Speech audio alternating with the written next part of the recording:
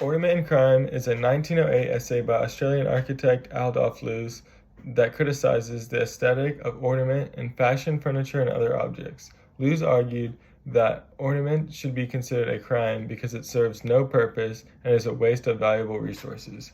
He argued that modern society should focus more on functionality and simplicity. The essay has been used to support modernist architecture and design and to criticize postmodern architecture. Lou stated, "Ornament on a building is like a tattooed man." He believed that it was a crime to force craftsmen or builders to waste their time on ornament. He also quoted, "To seek beauty only in form and not in ornament is a goal to which all humanity is striving." Lou's position was against avant-garde, replacing the Beaux Arts eclecticism with what he saw as a superficial system of ornament. Luz believed that ornament took away from the true beauty of the building and took away from the actual design. He built on Sullivan's idea that form follows function as the times moved away from traditional Gothic style of ancient architecture. As society continued to progress, so did the pace of modern life.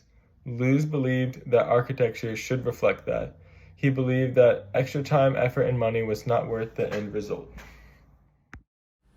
Adolf Loos's personal work has a lot of rich history that highlights his push for modernism. Built in 1912, the Loos House marks the architectural transition to Viennese modernism. This building was allegedly hated by many traditionalists, including Emperor Franz Joseph.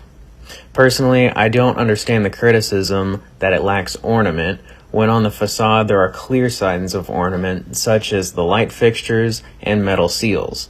Even the marble used for the outside of the first floor has a very intricate pattern that draws attention toward itself.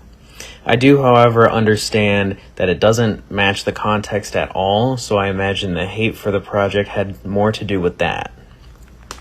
In 1912, when the building was completed, it was made to be a tailor shop, but there were no symbols or sculptures to suggest clothing or commerce. To observers on the street, the building could just as easily have been a bank, which it was converted 2 years later. Known as the innovative landmark of early modernist architecture, the Villa Mueller embodies Loos's ideas of economy and functionality. The spatial design, known as the Raumplan, is evident in the multi-level parts of individual rooms, indicating their function and symbolic importance.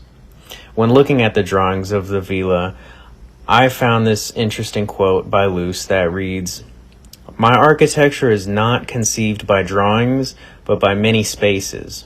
I do not draw plans, facades, or sections.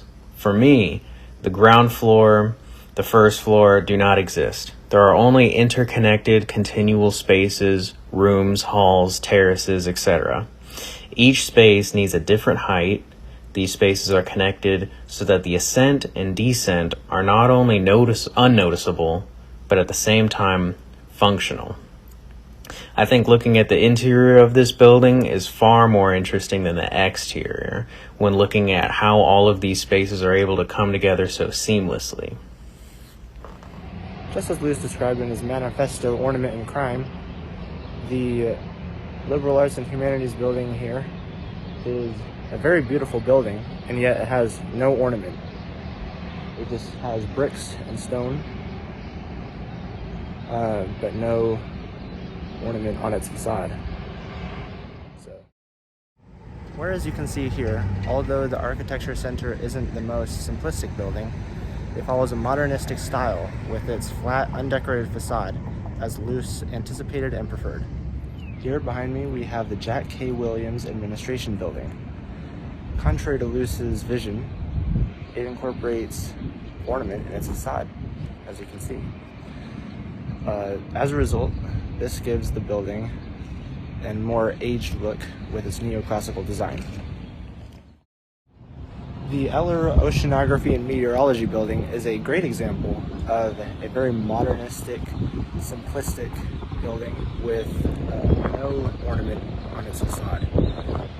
This is more like the style that Loos predicted and wanted, according to his ornament and crime work.